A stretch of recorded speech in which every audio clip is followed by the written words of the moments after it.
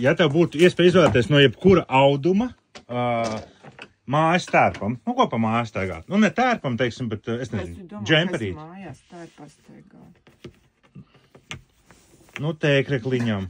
Tas jau vispārēj, tas jau pikantāk ir tas valdījās. Kurš? Kas pikants? Bet viņš nesaprata. Es nesapratu. Tēkrekliņā? Ko? Jā, tēkrekliņā es staigāju mājās, viss kārtībā. Nu labi, nu.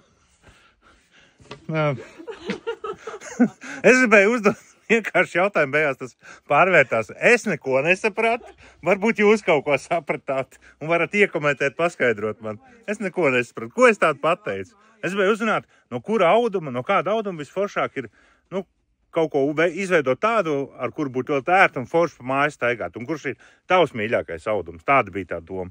Bet par cik man tās sarunas neiet tik raiti, tad, nu, sanāk šādi, jā. Tiekamies nākamajā video.